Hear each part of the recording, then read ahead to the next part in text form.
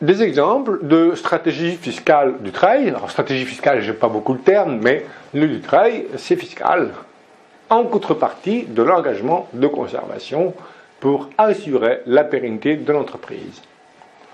Je rappelle que dans les actes, toujours inscrire les motivations économiques, patrimoniales qui visent à la pérennité de l'entreprise familiale et que le Dutreil, c'est un avantage fiscal en contrepartie justement de cette pérennité.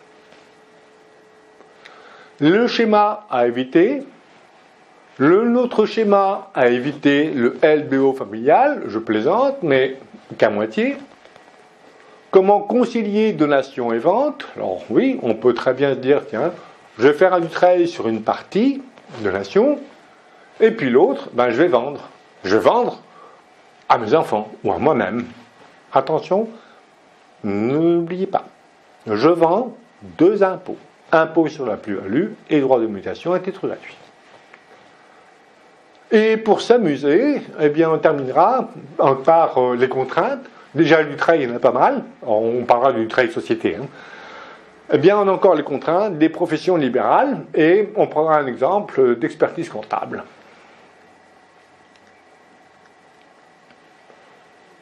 Les enjeux du Dutreil. Les parents, 65 ans, 3 enfants, taux marginal d'imposition 45%, je suppose que la valeur de l'entreprise est de 6,4 millions, acquise 400 000, plus-value 6 millions. Je vends l'entreprise, impôt sur la plus-value, IPV. Je donne des MTG, droit de mutation à titre gratuit. Je vends l'entreprise, soit le prélèvement forfaitaire unique à 30%, 2 millions, plus y compris la CHR.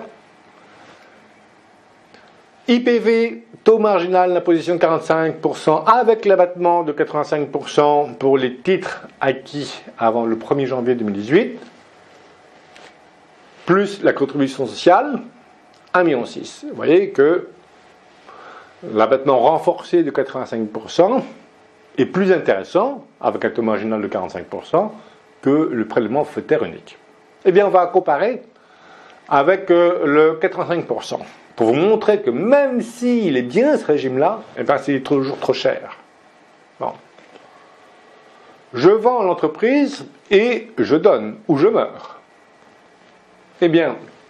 Impôt sur la plus-value, 6,4 millions moins 1 652 000, je calcule sur le sol les droits de mutation à titre gratuit. Normalement, d'ailleurs, il faudrait que je calcule les droits de mutation à titre gratuit sur le sol du patrimoine, avec un taux marginal peut-être qui peut aller jusqu'à 45%. Mais on va raisonner, on va supposer que le patrimoine n'est constitué que de l'entreprise. Je vends l'entreprise, je meurs ou je donne. Donc, mutation à titre onéreux suivie d'une mutation à titre gratuit. 2 impôts. 2,5 millions. Je donne l'entreprise, je garde. Un donateur sans Dutreil, 2 millions. La donation efface la plus-value. Donc, s'il y a une cession juste derrière la donation, c'est quand même mieux qu'une vente sèche. Simplement, la vente, j'ai du cash, la donation, j'ai pas de cash. Mais il faut vendre derrière pour avoir du cash. En principe, le cash, il appartient aux enfants, sauf si. Donation nue propriété. Ah, c'est moins cher. Mais attention, ça peut être beaucoup plus cher. Ça peut être beaucoup plus cher, notamment, j'emploie la technique du quasi-usufruit. Je ne le vois pas ici, mais je le vois dans un autre cours, mais le quasi-usufruit. Bon, n'importe quoi. Non, je plaisante. Je suis provocateur, n'oubliez pas. Je donne la nue ne jamais vendre, on m'a dit. Monsieur Royal m'a dit ne jamais vendre. Je donnais. Mais je donnais la nue propriété, c'est moins cher. Bon. Je donne la nue propriété. Boum, sans Dutreil. 974 065 ans. C'est bien. Bon.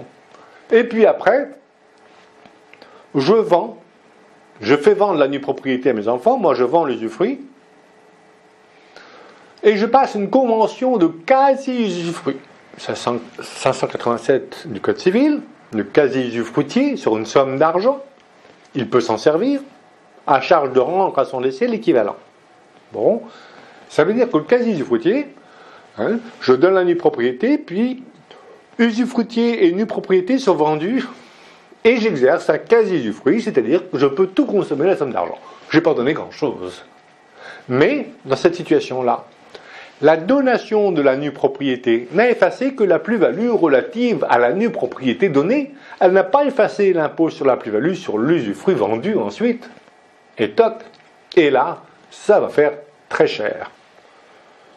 Ah, si je suis marié, si l'entreprise appartient à la communauté, c'est moins cher. Ou alors, je donne à un enfant marié en séparation de biens, mais pour la première installation professionnelle d'un enfant, je peux avoir 2 abattements.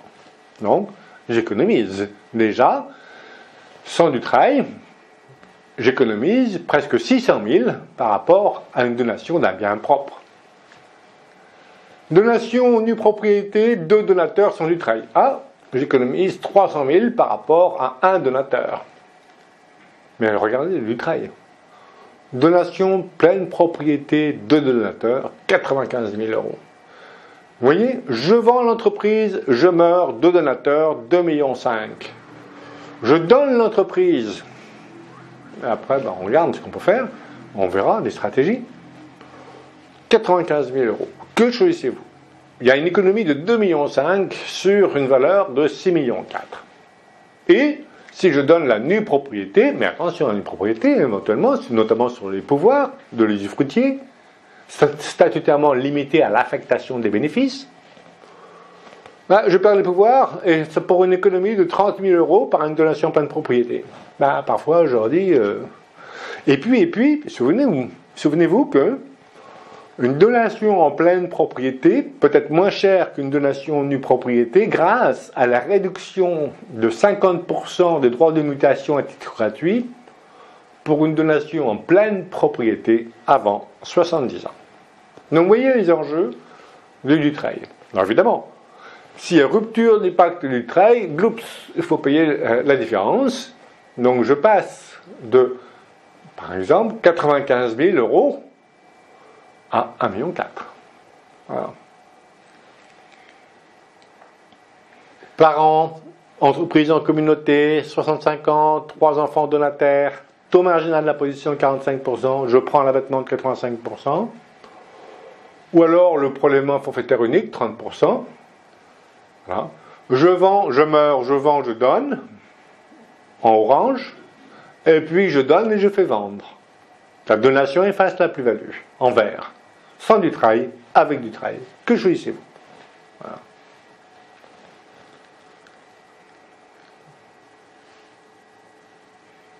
Donc ça se prépare. Voici le calcul. Droit de mutation à titre gratuit sans du travail, avec du travail. Vous voyez? Donc en bleu sans du travail, en rouge avec du travail. Donc tout de suite, ici c'est une donation en pleine propriété. J'applique l'abattement de 75% du travail. La base taxable avec 2 donateurs, c'est 1,6 million, 800 000 chacun, contre 6,4 millions, 3,2 millions chacun, sans du travail. Je suppose que je calcule les droits par donataire. J'applique l'abattement personnel de 100 000 euros, s'il n'y a pas eu de donation sur les 15 dernières années. J'applique le barème de 5 à 45%. J'obtiens les droits de donation du travail 31 000, mais j'ai la réduction de 50% pour la donation en pleine propriété avant 70 ans, et j'aboutis à 95 000 euros, 1,5% de la valeur de l'entreprise. Schéma évité.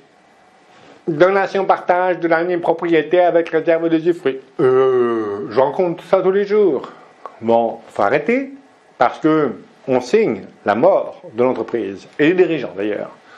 On signe la mort du dirigeant parce que toujours, c'est le réflexe du démembrement de propriété. Et là, les pouvoirs de l'usufruitier statutairement limités à l'affectation des bénéfices. Puis les parents, ils se disent, tiens, il nous faut un revenu quand même. Ils prélèvent le dividende. Bonjour les enfants. Et la gouvernance de l'entreprise, la direction n'a pas été organisée le plus souvent. Voilà. Donc, inconvénient, perte des pouvoirs du donateur, il est mort. Et puis, faites attention, qui a droit aux dividendes? On dit que c'est l'usufruitier. On a vu que c'est inexact, c'est pas l'usufruitier qui a droit aux dividendes. Je rappelle la position constante de la jurisprudence, Cour de cassation. Le fruit ne naît qu'à partir de la décision prise en assemblée de distribuer un dividende et qu'avant cette décision-là, l'usufruitier n'a aucun droit sur les bénéfices, déjà. Les bénéfices, ils appartiennent à la société. Quant aux dividendes, eh bien, la jurisprudence, par 2 arrêts, décide que les sommes prélevées sur les réserves reviennent au nu propriétaire. Ah, bon, c'est pour ça aussi, dans le droit des sociétés, je vais être attentif à l'écriture de différents postes, de report à nouveau, de réserve, et je vais expliquer. Et je ne vais pas être pressé d'affecter en réserve si je recours au démembrement de propriété. Voilà, la gouvernance n'a pas été organisée au décès du dirigeant. Les actes de disposition vont éventuellement requérir l'accord des uns et des autres. Est-ce qu'il faut signer un mandat conventionnel effet posthume? Désigner à l'avance éventuellement un mandataire qui sera chargé de la gestion de l'entreprise? Très fragile, le mandat effet posthume. Pourquoi? Parce que le mandataire ne peut pas en aucun cas accomplir des actes de disposition, il peut être révoqué également pour un intérêt sérieux et légitime. Et en plus, il n'est pas autorisé pour du trait de société.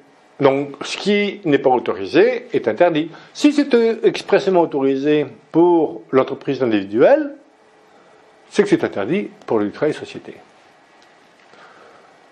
Donc donation, là aussi, donation-partage de la pleine propriété, éventuellement, avec un droit de vote plural au repreneur.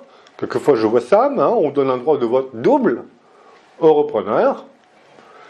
Et puis aux autres, un droit de vote simple. Ils ont exactement la même quotité en capital et on croit avoir réglé le problème. Alors ils sont sages pendant que le patriarche ou la matriarche est vivante, mais au décès, il va y avoir des risques de conflit.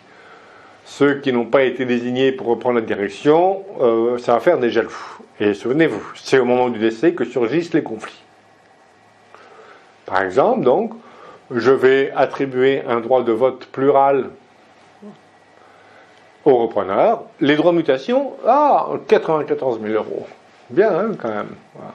Donc on va avoir des risques de conflit entre majoritaires et minoritaires. Le majoritaire, lui, c'est capitaliser, capitaliser, capitaliser. Le minoritaire, c'est toucher un dividende, toucher un dividende. Bon. Voilà, par exemple, je prends une société anonyme, je lui donne au repreneur un droit de vote double. Il a plus de 50% des voix. Alors, il a le pouvoir aux AGO, pas aux AGE, mais déjà, c'est déjà bien. Donc c'est bien ça, dissocier avoir et pouvoir, mais c'est pas suffisant à mon sens, parce qu'on ne va pas régler les conflits.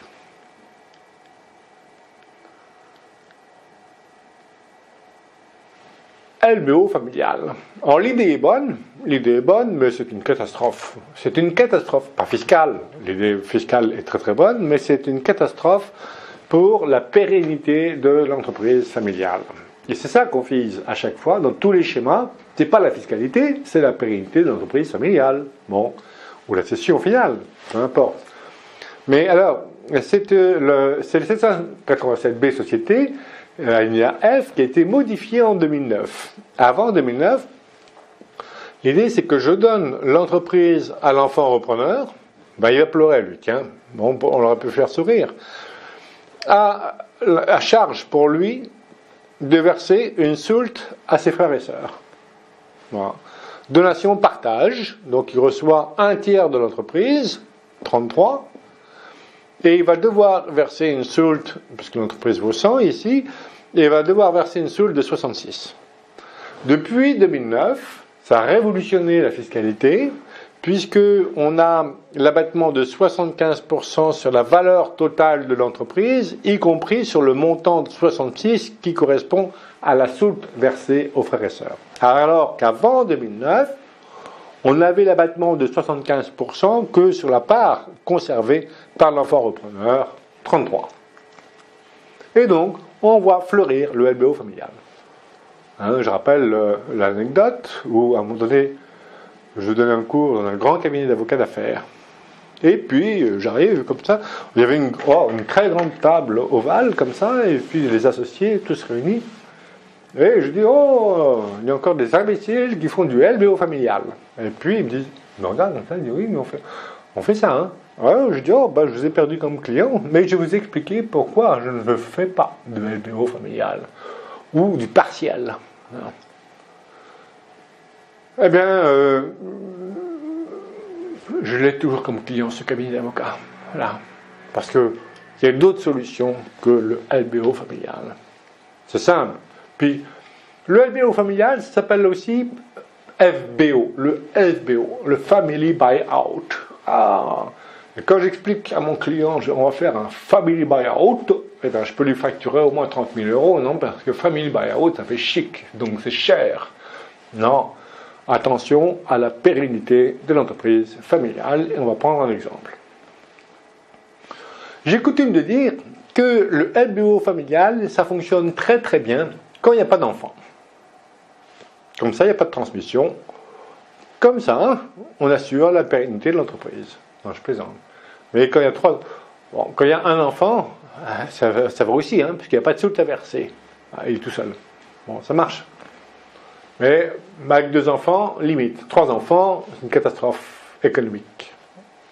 Le plus souvent. Je donne l'entreprise à ma fille, à charge pour elle de verser une soulte. Puis comme je veux réaliser une égalité entre mes enfants, mais attention, il faut bien réfléchir à l'égalité. J'ai un enfant qui reçoit l'entreprise. C'est peut-être un cadeau, mais c'est aussi peut-être un cadeau empoisonné. Alors que les autres touchent une somme d'argent. Il n'y a pas cette notion de rémunération de risque.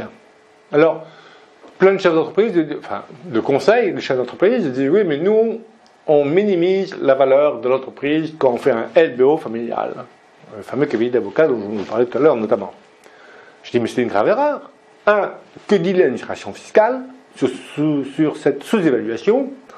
2, les héritiers qui ont reçu peuvent se réveiller en disant attendez, on a eu des jurisprudences, la valeur de l'entreprise, c'est pas celle-là, c'était au moins à l'époque de la donation, je fais une contre-expertise, et paf, on fait tout annuler, on fait tout casser.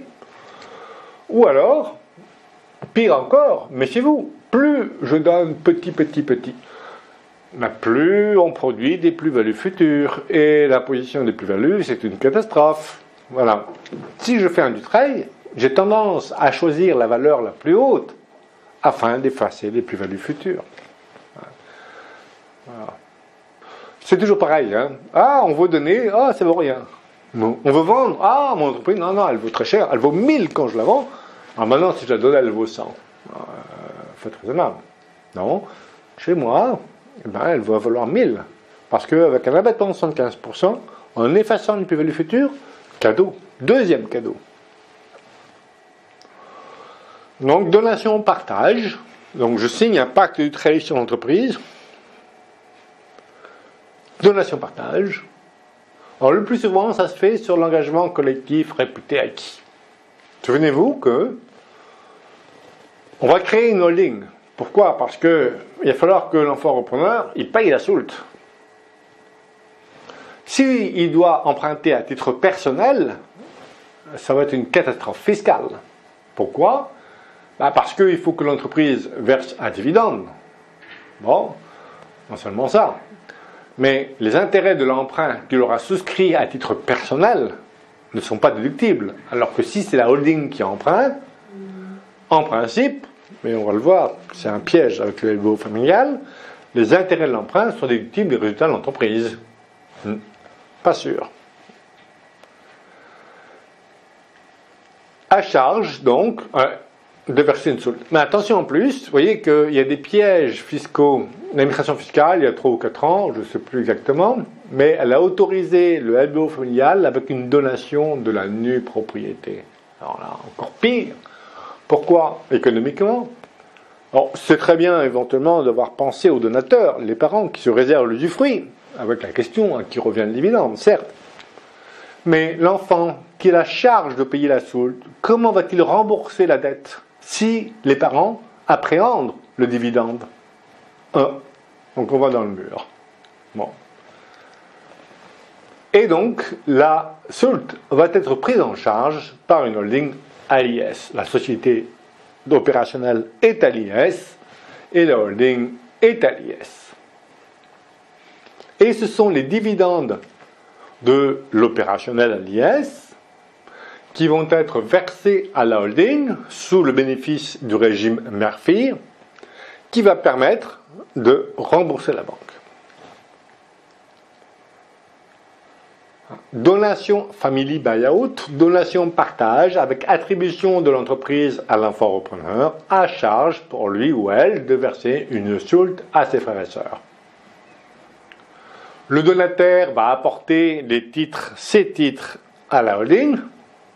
Donation, apport, la donation préalable efface la plus-value. La holding va emprunter. Et elle va rembourser l'emprunt grâce aux dividendes reçus de l'opérationnel. Comme la holding est à l'IS, forcément ici, on va avoir le bénéfice du régime mère-fille. Je rappelle le bénéfice du régime mère-fille, dès lors qui s'applique lorsque la mère est à l'IS et la fille est à l'IS. Dès lors que la mère détient les titres depuis 2 ans, mais le régime est applicable dès la première année, et détient au moins 5% du capital de la fille, les dividendes qui remontent de la fille vers la mère sont exonérés d'impôt société, hormis une quote-part de frais et charges de 5%.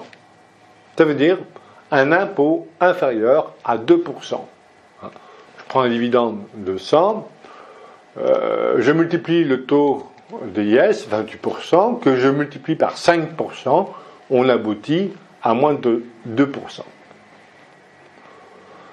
Le réflexe est d'opter pour l'intégration fiscale, le régime de l'intégration fiscale. J'aime pas l'intégration fiscale, toujours sauf exception. En quoi consiste l'intégration fiscale? C'est que dès lors que la mère détient au moins 95% du capital de la fille, on va faire la somme algébrique des résultats des sociétés qui ont opté pour l'intégration. Je prends un exemple. La holding est déficitaire, perte de 100. Mon opérationnel réalise un bénéfice de 100, je compense 0 pour le résultat. Et l'IS sur 0, c'est 0. Sinon, il faudrait peut-être opter pour le report en avant ou en arrière du déficit.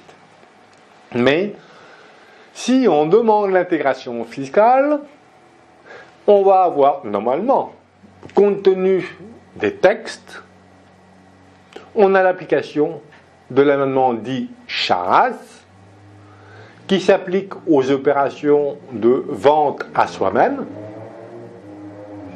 Et normalement, on a l'application de l'amendement Charras. Alors l'amendement Charras va pour conséquence de ne pas pouvoir déduire les intérêts de l'emprunt de la holding. Voilà. Parce que l'administration fiscale considère qu'un apport à la holding, on a vu que donation puis apport à la holding, elle considère dans ses instructions fiscales qu'un apport, c'est une vente. Et lorsque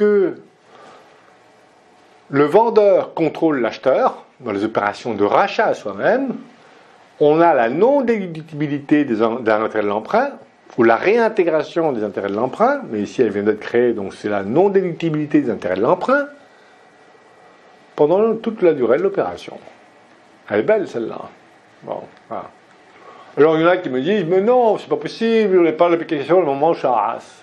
Je suis désolé, mais tant que l'administration fiscale ne l'écrit pas, et écarte éventuellement l'application de la manche Charras, eh bien, il y a l'application de la manche Charras. Il faut lire les textes quand même. Il ne faut pas dire c'est pas possible. Bon. On peut se poser des questions au plan civil, au plan fiscal, c'est même pas la peine de se poser des questions. Une BOFIC, il n'y a pas plus imbécile. Hein. Voilà.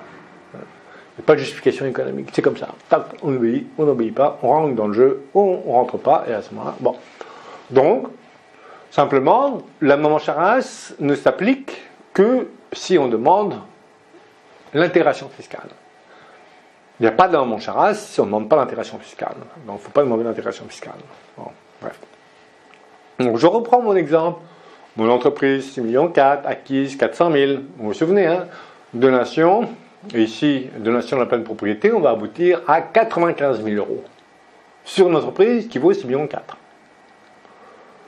Je transmets, je donne l'entreprise à charge pour l'enfant qui reçoit de verser une soulte de 2/3 de la valeur de l'entreprise avec 3 enfants. Donc, l'enfant repreneur reçoit les titres 6,4 millions et va verser une soulte de 4 200 000. Alors, les opérations de LBO, et ici on est dans le LBO familial, mais les opérations de leverage buy-out, eh bien c'est toujours le même schéma. Hein. C'est la holding emprunte pour acquérir, notamment, hein, alors pourquoi une holding? C'est souvent pour acquérir une cible. C'est la seule application des holdings. D'ailleurs, il faut se poser la question, une holding, pourquoi faire? Ici, oui, éventuellement, mais moi je dis, moi je ne fais pas cette opération-là. Voilà. Parce qu'on voit qu'il y en a deux qui rigolent, c'est ceux qui touchent à soulte. Donc, la holding, j'apporte mes titres, 1/3 de mes titres à la holding. La holding va emprunter le montant de la soulte, les 4 millions d'emprunts sur 6 millions, et les dividendes de l'opérationnel devraient permettre, si je calcule bien mon coût, justement, c'est ce qu'on va calculer, de rembourser la banque, et tout de suite, la holding passive verse l'argent aux repreneurs, et eux, ils rigolent. Hein. Alors moi, des préoccupations comme ça, j'en veux bien tous les jours.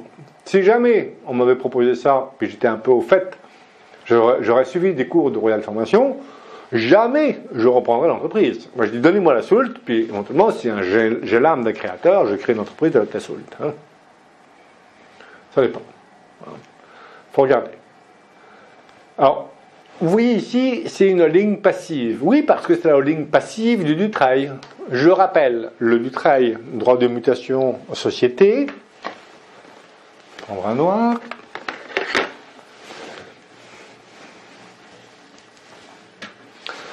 On pouvait apporter l'entreprise à une holding. Alors ici, je rappelle les phases du Dutreil, société. Je signe un pacte Dutreil.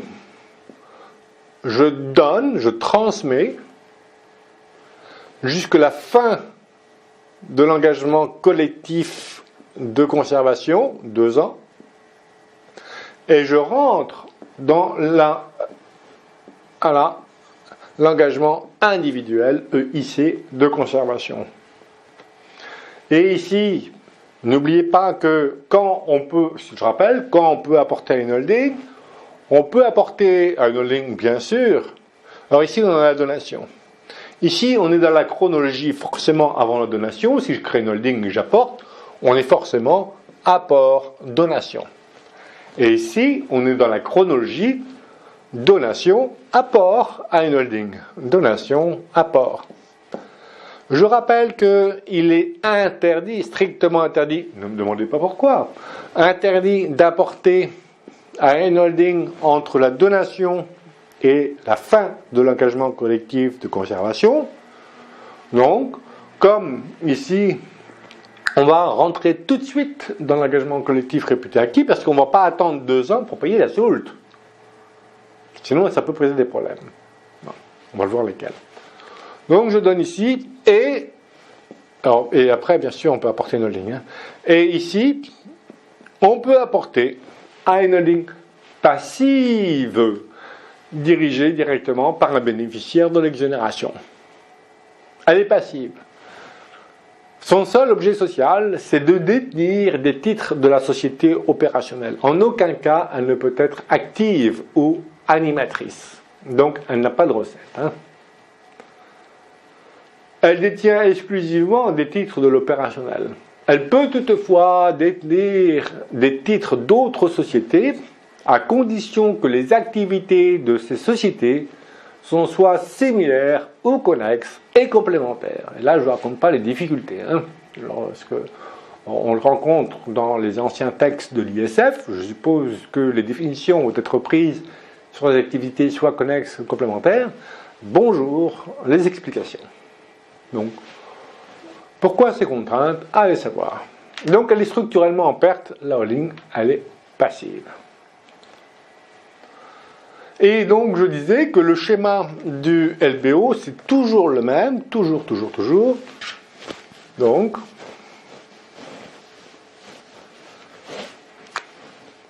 on a la holding qui souscrit un prêt auprès de la banque.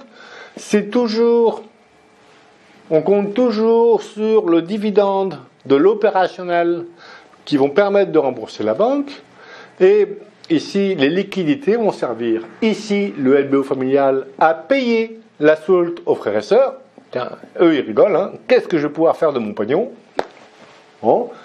Alors que l'autre, on va voir qu'il va falloir qu'il gère en bon parent de famille, hein, comme on dit. Hein. Pas droit à l'erreur. Bon. Et pour les opérations, quand j'acquiers une entreprise, eh ben, il n'y a qu'une chose qui change. Tout ça, ça reste toujours le truc. Hein. Eh bien, c'est où va l'argent? La seule question, pour les opérations de LBO, c'est où va l'argent? Si j'acquiers une entreprise à un prêt tiers, eh bien ici, l'argent, il va au vendeur. Ou alors, je vends à moi-même, OBO, en un buy-out. Il faut être nul pour faire les OBO. Hein. Ou alors, il faut être conseillé, puis avoir le souci de ses honoraires. Mais pour faire les opérations d'OBO, moi je rencontre dans le temps des chefs d'entreprise. Ah, je vais faire une opération d'OBO. Je vends mon entreprise à moi-même. Ah, ben oui. Alors, il n'y a pas d'abus de droit, mais il y a une fiscalité très lourde. Hein. Et puis on immobilise les capitaux, enfin, c'est une catastrophe, quoi. Enfin, bon, j'aurais dû te traiter, tiens. On ne peut pas appliquer du trade, donc c'est pas dans le cours. Mais sur les opérations de vente à soi-même. Mais bon, c'est une catastrophe. Et là, l'argent, quand je vends à moi-même, je vends mon entreprise, une partie de mon entreprise à ma holding, ben, l'argent, il va à moi-même. Et là, je pleure. Hein. Ah. Alors, bref. J'enrichis la banque. Ça dépend. Hein. On peut vouloir enrichir la banque. Ah. Mais... Donc, ce qui m'intéresse pour la pérennité de l'entreprise, c'est je vais calculer quels doivent être les dividendes de l'opérationnel pour rembourser la banque, tout en n'affectant pas, bien sûr, eh bien, la pérennité de l'entreprise. Donc, quelle doit être la rentabilité de l'entreprise pendant la durée de l'emprunt, à savoir 7 ans ou 8 ans. Voilà. Quel est le montant du dividende pour rembourser la banque? Alors, je pose dans les opérations de LBO, je pose 3 conditions. Évidemment, personne n'est d'accord avec moi. Bon, c'est pas la première fois, ça fait rien, c'est pas grave. Mais on me dit, Monsieur Rial, avec vous, on ne ferait jamais d'opération de LBO. Je dis sans doute, mais moi, je ne fais pas d'opération de LBO parce que j'ai pas ma famille que je nourris. C'est pas sur la vente de LBO. Vous, votre préoccupation, c'est de vendre de LBO. Ben, faites votre métier. Je ne vais pas vous demander de ne pas faire votre métier quand même. Mais moi, je ne le fais pas. Pourquoi? Alors, j'ai été banquier dans ma jeunesse, on va dire ça comme ça. Et la première chose qu'on m'a dite dans la banque, c'est attention. Hein, le ratio fonds propres sur dette au moins égal à 1. Ben oui. Sinon, on considérait, les temps changent, mais encore, maintenant, ils évoluent, on revient aux anciens temps, hein, maintenant, sur les exigences de la banque. Attention, sinon, on va se dire que l'entreprise, elle va être chargée de dette. Donc, premier critère, ratio fonds propres sur dette au moins égal à 1. Deuxième condition que je pose, c'est là où personne ne me suit, je dis attention à ne pas consacrer plus de la moitié du bénéfice de la société opérationnelle au remboursement de la banque, parce qu'il peut y avoir une crise. Et l'enfant repreneur, il vient d'HEC, ou de SCP, j'en sais rien, bref, la tête bien faite. Et papa était self-made man. Pose-toi papa, bon, c'est bien ton truc, mais enfin, bon, t'es un peu dépassé, tu vas voir ce que tu vas voir. Moi, j'ai fait du marketing. Ouais. Ben, le marketing, ça coûte cher, hein, on va dire ça comme ça. Bon, et on sait que la reprise d'entreprise, elle est fragile, et pendant 5 ans. c'est les 5 premières années de reprise, notamment par les enfants, c'est là où il faut bien surveiller. Et là, qu'est-ce que je fais? Je colle une dette de 2/3 des fonds propres. Vous voyez que le ratio fonds propres sur dette est largement dépassé déjà. Tout ça, donc il y en a 2 qui rigolent. Ma priorité du LBO n'est pas l'entreprise. La priorité du LBO, c'est les enfants qui touchent la solde. Ben moi, j'ai envie de renverser l'ordre des priorités. Donc, ma deuxième critère de réussite du LBO, ne pas consacrer plus de la moitié des bénéfices au remboursement de la vente, c'est là où personne ne me suit. Il me dit, mais non, on ne peut pas. Sinon, on ne fait jamais l'opération de LBO. Ben, faut pas. J'ai d'autres solutions que le LBO. Vous voyez bien que l'enfant repreneur, il ne va plus pouvoir obtenir auprès de la banque des crédits pour développer l'entreprise. Ces belles idées, il va falloir qu'il les mette de côté pendant un certain temps, pendant 8 ans, hein, le temps qu'il rembourse. Hein. Et troisième condition d'un LBO, attention, pour qu'on puisse verser un dividende, il faut de la trésorerie. Donc si le jeune repreneur, en plus, ses idées, non seulement il ne peut pas les mettre en œuvre, mais au cas où il peut les mettre en œuvre et que ça marche, et qu'il développe l'entreprise opérationnelle, eh bien, il va augmenter son besoin en fonds de roulement. Donc sa trésorerie, elle va diminuer. Et s'il n'y a pas de dividende à verser, même si l'entreprise se développe, bah, s'il n'y a pas de dividende à distribuer, c'est la banque qui risque de rentrer au capital. Voilà. Donc, je rappelle qu'ici, on est dans l'engagement collectif réputé acquis. On rentre tout de suite dans l'engagement individuel de conservation. Je rappelle les 3 conditions de l'engagement collectif réputé acquis. 1.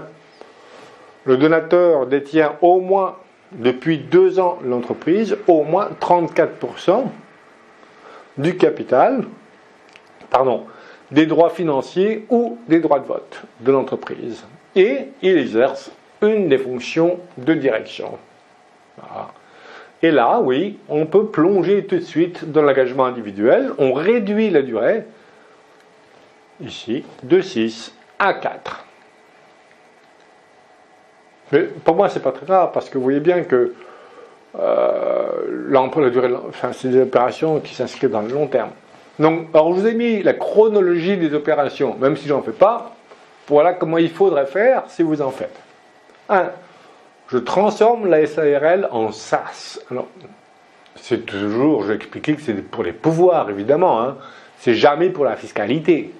Mais il s'avère qu'en transformant la SARL en SAS, je vais réaliser des économies fiscales, notamment sur les droits d'enregistrement. Pourquoi? Parce que, ici, vous voyez, j'apporte 1/3 de l'entreprise à la holding. Mais il va y avoir la prise en charge de la SAULT, l'obligation qui va être apportée à la holding. C'est une obligation à titre onéreux, qui n'est pas, l'apport n'est pas rémunéré par des titres sociaux. Et donc, si j'ai les droits d'enregistrement sur le montant de la SAULT, je rappelle que le montant de la SAULT ici est de 2/3, 4 millions. Les droits d'enregistrement pour une SARL qui n'est pas à prépondérance immobilière, 3% avec un abattement de 23 000 euros. Pour une société par action, 0,1%, il n'y a pas photo. Bon. Modification éventuellement du contrat de mariage des parents.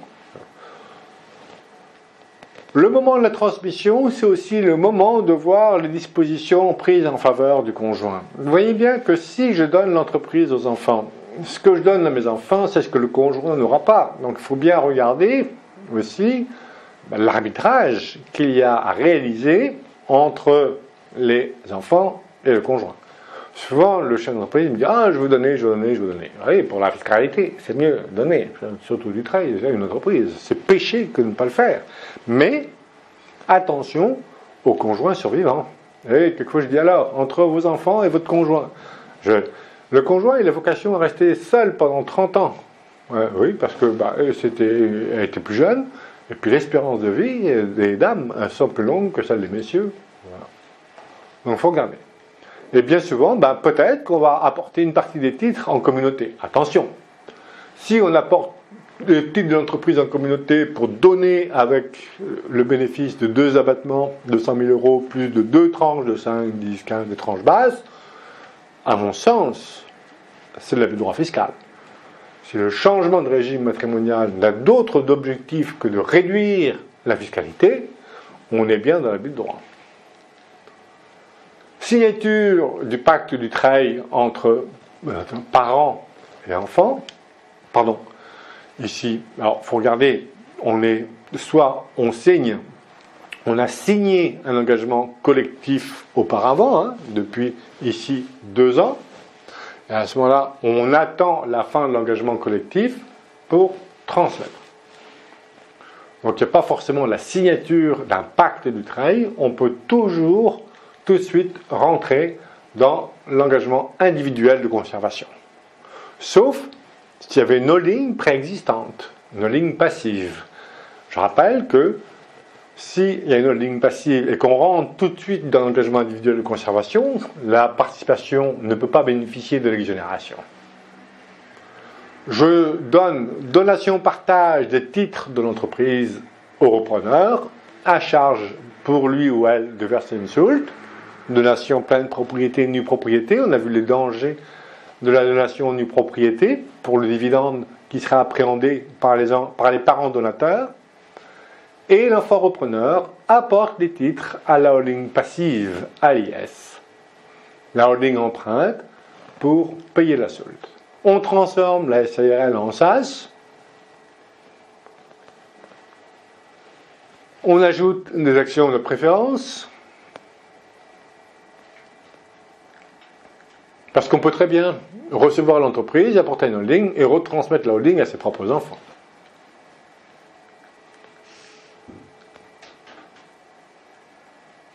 Éventuellement, perte du régime des TNS, de transformer une SARL en SAS, mais on économise sur les droits d'enregistrement. Attribution de l'entreprise à l'enfant repreneur, donc je calcule ma donation partage et j'aboutis aux 95 000 € qu'on avait déjà calculé auparavant. Le montant de la soulte est de 4,2 millions. Le repreneur apporte les titres de l'opérationnel à l'holding passive à l'IS et on va avoir le régime mère-fille pour les dividendes de la fille versés à la mère. J'ai reçu l'entreprise, j'apporte les titres, l'apport est sujet à l'impôt sur la plus-value, IPV, mais la donation préalable a effacé la plus-value de l'apport. Les droits d'enregistrement sont dus sur le montant de la soulte, mais comme je transforme en SAS, c'est moins cher. Et voici le bilan d'ouverture de la holding passive. Fonds propres, capital 1/3 de la valeur de l'entreprise, ma part, 2/3 de dette.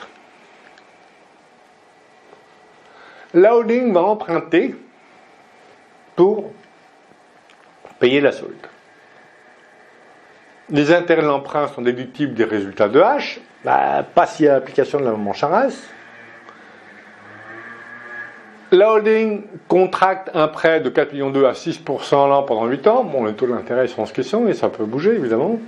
Mais je vais calculer l'annuité à verser. L'annuité est de 670 000 € pendant 8 ans.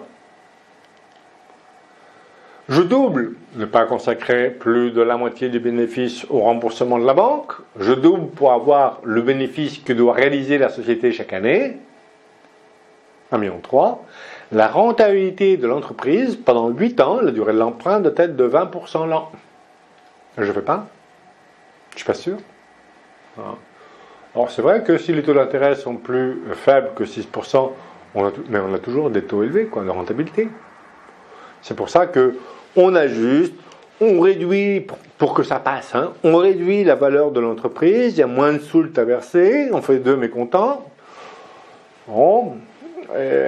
Puis on prend un peu plus que la moitié des bénéfices, on va aller jusqu'à 75%, 80% des bénéfices. S'il y a une crise, on ne va pas la passer la crise. Et c'est vrai que j'ai fait une donation partage égalitaire, donc on écarte le risque de l'action en réduction pour atteinte à la réserve. Alors, Donation-partage, oui et non, hein, parfois. Hein. Alors, si c'est une donation-partage, il vaut mieux qu'elle soit égalitaire. Parce que si on fait une donation-partage inégalitaire, celui qui a le moins reçu pourrait exiger que pour la réunion fictive de libéralité, eh bien, on retienne les valeurs. Voilà. Et on fait la réunion fictive valeur jour du décès et non pas valeur jour de donation. On calcule si la réserve a été respectée et s'il constate que sa réserve n'a pas été respectée en prenant la valeur jour du décès et non pas valeur jour de donation, eh bien il se dira ah non, non, non. J'agis en réduction pour atteinte à ma réserve. Le voici les problèmes. La holding est lourdement endettée. Pas de réinvestissement productif. C'est juste une dette financière. Et donc la fille opérationnelle doit dégager une très forte rentabilité. Et c'est un enfant repreneur. Bon. Même s'il a des bonnes idées, on a vu que ça pouvait coûter très cher. Et si on a demandé l'intégration fiscale pour pouvoir compenser les bénéfices et les pertes, eh bien, il y a application de la maman Charras. L'administration fiscale ne le dit pas. Si vous faites un LBO familial, il y a l'application de la maman Charras. Non, elle ne dit pas des choses comme ça. Mais, voilà. La maman Charras s'applique quand le vendeur contrôle l'acheteur. Dans les opérations d'OBO, vous voyez, lorsque je vends mon entreprise à moi-même,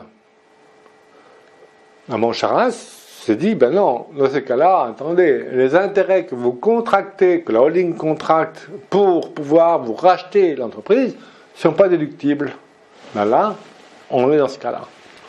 On n'a pas vendu, mais on a apporté. Donc là, maman Charras, non-déductibilité des intérêts de l'emprunt ou la réintégration des charges financières pendant 9 ans, dès lors que le vendeur contrôle l'acheteur. Voici la définition du contrôle. Donc on est bien dans ce cas-là.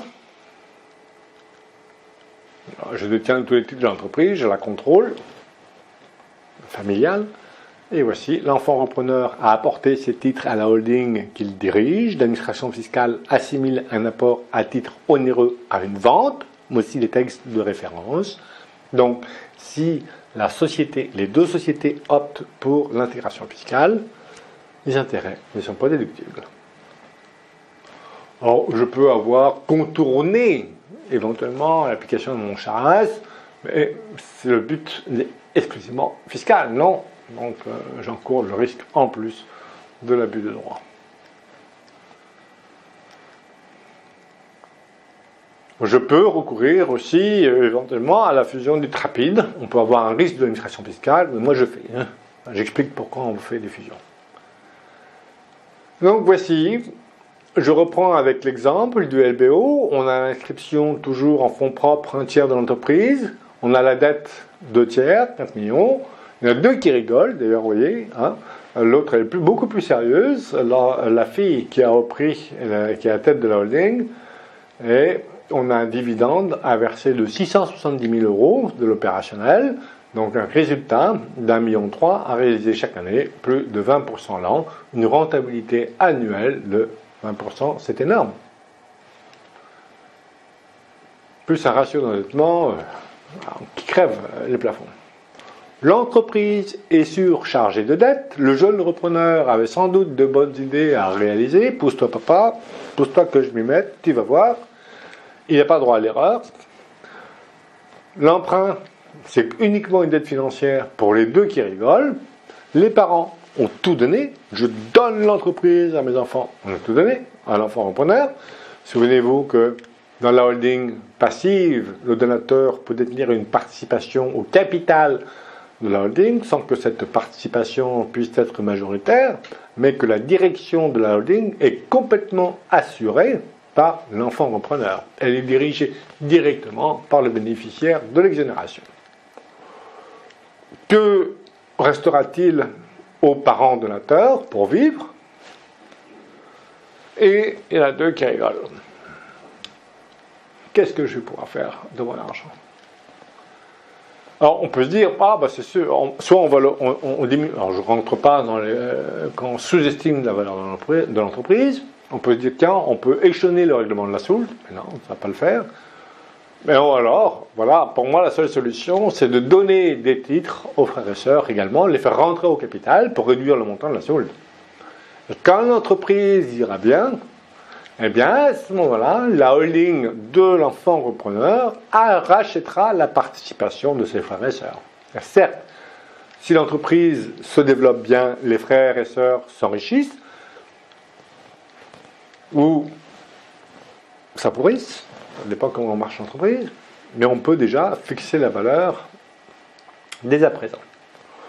Ne jamais recourir à une donation-partage inégalitaire, souscrire une assurance vie au profit du repreneur éventuellement, mais vous voyez le sentiment d'inégalité que vous allez créer, et puis ça suppose que les parents ont encore beaucoup d'argent autre que l'entreprise qu'ils ont tout donné. Ah, les frères et sœurs peuvent renoncer par anticipation à l'action réduction. Ça c'est une bonne idée. Dès que j'ai les moyens, tant que je suis en vie, je pousse le dirigeant à faire renoncer les enfants à l'action réduction par avance. Alors, c'est un peu rare, la renonciation anticipée à l'action réduction. C'est en quelque sorte, mais c'est improprement parlé, de renoncer à sa réserve. Voilà. Allonger la durée de l'emprunt. Mais la banque, au-delà de 8 ans, elle ne sait pas faire. Et puis, alors, on a des solutions alternatives avec le link qu'on va évoquer tout à l'heure. Échelonner le règlement de la soule, ça ne fonctionne pas, parce que s'il y a une diminution ou une augmentation de la valeur des titres de plus du quart depuis le partage, les sommes restant dues augmentent ou diminuent dans la même proportion. Donc, la soule risque d'augmenter ou voire de baisser, mais si elle baisse, ce n'est pas bon signe. C'est que la valeur de l'entreprise, elle baisse.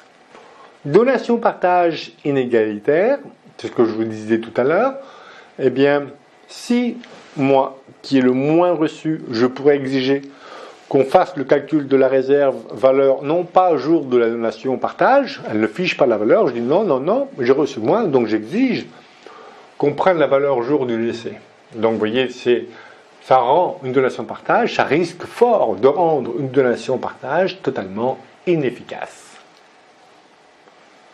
Associer donation et vente, conserver les pouvoirs, les parents. Donc voilà, j'ai d'autres solutions où les parents ne donnent pas tout, mais ils gardent.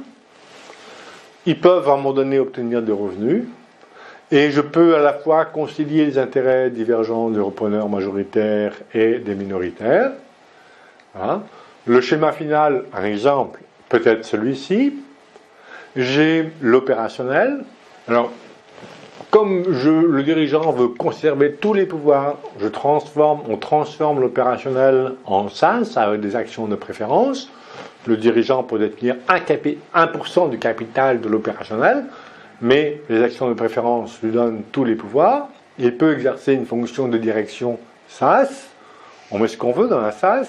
On met ce qu'on veut, mais attention à ne pas mettre n'importe quoi non plus. On crée une holding qui peut être animatrice pour l'enfant repreneur. Alors, si l'entreprise vient d'être créée à l'occasion de l'opération, elle ne pourra pas être animatrice. On avait vu une cour de casse qui dit « Mais non, attendez, vous venez de créer votre holding, elle ne peut pas être animatrice, elle peut être que passive, mais elle pourra l'être ensuite, la SAS animatrice. » Et j'ai une société civile ici allière, passive, elle est forcément passive, la société civile, sinon si elle était active, elle serait de fait soumise à l'IS. Donc, alors attention comment on y arrive à ce schéma-là, il y en a d'autres, mais on a une holding, alors c'est pour se souvenir un peu de la chronologie des opérations, attention à la genre des opérations, je suis à l'IR ici, je suis à l'IS. Souvenez-vous que lorsque ma société est à l'IS, j'apporte, je donne, j'apporte. Quelle chronologie choisir? Ici, je peux très bien ou soit apporter à IS en report d'imposition, puisque je contrôle la holding bénéficiaire de l'apport. Donc j'ai IPV, un apport, impôt sur la plus-value, mais comme il s'agit d'IS à IS, la plus-value est reportée. Je peux aussi, donc ici on est dans la chronologie apport-donation, je peux aussi choisir la chronologie donation-apport. Ça dépend. Alors, celle-là, c'est plus simple, la donation-apport. Pourquoi ?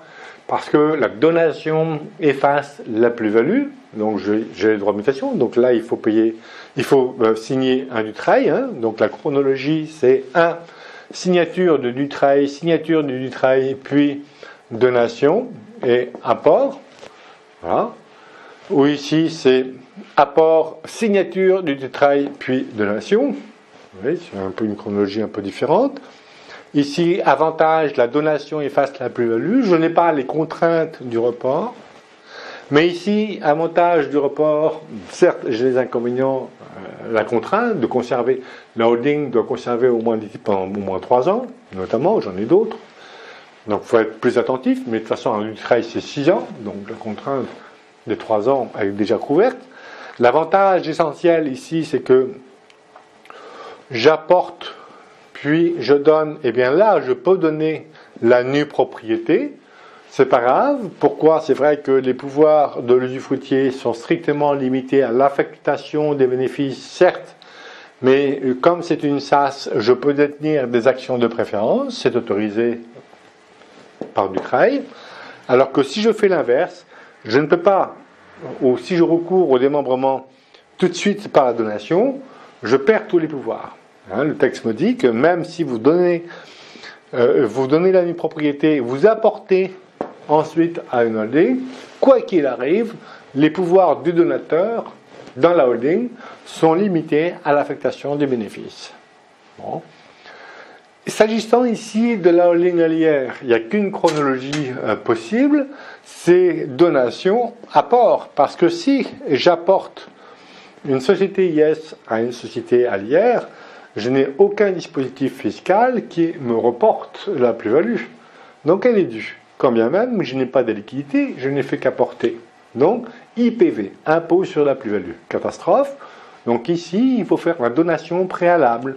Donc ça sera pour la part reçue pour les enfants non repreneurs, donation sous condition qu'ils apportent à une société civile allière. Voilà. Et alors s'agissant d'une SAS, on peut tout mettre. Hein. Pourquoi ? Parce qu'à un moment donné, c'est la holding de l'enfant repreneur, ici à l'IS, qui va acheter la participation détenue par la société civile allière. Voilà, hein. Donc ici, ils vont acheter la société allière. Et on aura, quand la société allière va vendre sa participation, donc après 6 ans, après Dutreil, eh bien, elle va vendre sa participation qu'elle détient dans l'opérationnel, il y aura des liquidités. Mais comme ici, c'est le chef d'entreprise qui est gérant de la société civile, c'est lui qui va gérer les liquidités. Peut-être qu'il va décider que la société civile achète un voilier pour faire le tour du monde. Voilà. Est-ce que j'ai pas donné grand-chose en final, hein. Si je peux, à titre personnel, jouir du patrimoine de la société civile allière, qui est issu de la vente, mais vous voyez que la donation préalable effaçait la plus-value, le coût est de 95 000 €, comme pour le LBO familial, mais vous voyez que je n'endette qu'à bon escient, ici, puisqu'on aura décidé du rachat, c'est pas la banque qui va décider, c'est moi qui vais décider, puisque je détiens toujours les rênes, quand la société allière va vendre ses titres. Et puis, comme il s'agit d'une SAS, alors c'est vrai que j'ai toujours, en principe, le même taux d'endettement, hein, puisque j'ai 2 enfants, eh bien la société civile détient 2/3 de la participation de la société opérationnelle, mais comme la société opérationnelle est une SAS, il faut prévoir aussi dans les statuts, j'écris comme un médecin, tiens, attention, bon, pardonnez-moi, et eh bien, je peux très bien dans les statuts décider, par exemple, de décider que de verser à un moment donné le dividende en titre, en nature. Et par une augmentation de capital, eh bien, je dilue la participation détenue par la société civile alliée. Et au fil de l'eau, eh bien, il y aura moins à racheter. Voilà. Et on ne sera pas dans le ratio de tiers un tiers. Mais en tous les cas, vous voyez, je maîtrise le moment où là ça. Et moi, je maintiens l'enfant. Là, avant, il me disait, papa, casse-toi. Non, je peux diriger directement. Et là, je peux diriger la holding. Et non pas dans le LBO familial, je ne peux pas la diriger. J'accompagne l'enfant durant les 5 premières années fragiles. Et puis, peut-être d'ailleurs qu'avant l'opération, j'ai pu faire remonter éventuellement par une distribution inégalitaire, parce que l'opérationnel est une SAS. Bien, je me suis entendu avec les autres, je ne suis pas là pour les punir, mais je vise la pérennité de l'entreprise familiale. Donc, j'ai pu faire remonter éventuellement le dividende préalablement à la holding de l'enfant repreneur pour réduire également l'effort de rachat auprès de la société civile des minoritaires. Il faut regarder. Bon, c'est un peu plus complexe, c'est pour ça que ça se fait moins, je pense. Bon. Voilà. Donc voici. Alors, et on en voit aussi d'autres propositions, mais que j'écarte complètement. Ça, c'est dans des revues pour lesquelles j'ai arrêté mes abonnements, parce que je ne peux pas laisser passer ça. Mais c'est classique, dans les cellules d'ingénierie patrimoniale, on voit ça. C'est de dire, tiens, alors je vais faire une partie, par exemple, je vais faire la moitié du trail, et puis je vais faire la moitié, vente. Je vais vendre à une holding créée par mes enfants repreneurs, je vais vendre avec le bénéfice, par exemple, du départ à la retraite. Je vais vous raconter une histoire à ce sujet-là. Une entreprise, qui valait quelques dizaines de millions d'euros, mais c'est pas grave. Vous savez, ces stratégies-là, ça peut s'appliquer à partir de 2 millions de valorisation dans l'entreprise. Je vous prends l'exemple de 6 millions, mais à partir de 2 millions, on réalise de substantielles économies avec ces schémas-là. Bon, là, en l'occurrence, l'entreprise valait 50 millions. Bon, bref. Et je propose le schéma que je viens de vous évoquer, et le dirigeant me dit, ouais, je comprends, mais les liquidités, elles vont être dans une société civile alliée. Je dis oui, c'est la holding de famille, la holding familiale que vous dirigerez. Et il me répond, non, écoutez, c'est bien réfléchi, moi je fais la moitié vente et la moitié du travail. Pourquoi ? Parce que je veux avoir les liquidités sur mon compte bancaire. Il faut que ce soit à moi. Alors je l'explique, je comprends tout à fait, simplement j'attire votre attention qu'en faisant ça, donc à l'époque il y avait l'ISF, vous vendez la moitié de l'entreprise, 25 millions, enfin après paiement de l'impôt sur la plus-value, parce que c'est pas neutre quand même, 85% d'abattement, il reste 15%, plus les prélèvements sociaux sur la vente. Eh bien, on rentre 20 millions après paiement de l'impôt dans le patrimoine privé. Et n'oubliez pas qu'au moment du décès, eh bien, les enfants paieront plein pot et ne pourront pas appliquer du travail puisque cette part de l'entreprise a été vendue. Donc, deux impôts. C'est comme moi je veux bien. Et puis alors, il s'est dit oui, mais bon. Et il a voulu s'expatrier. Bon, maintenant, il n'y a plus d'ISF, mais il a voulu s'expatrier pour échapper à l'impôt. Et il s'est installé au Maroc, 2 ans. 2 ans, puis il est revenu. Et il ne supportait pas l'avion, il était claustrophobe. Il était allé en voiture. Il n'est pas revenu tous les week-ends voir sa femme, je peux vous dire. Et puis il a oublié qu'ils étaient mariés en régime de communauté universelle avec clause d'attribution intégrale au dernier vivant. Attention au régime matrimonial, dans ces cas-là, je suis désolé, mais il fallait qu'il divorce. Bon, bref.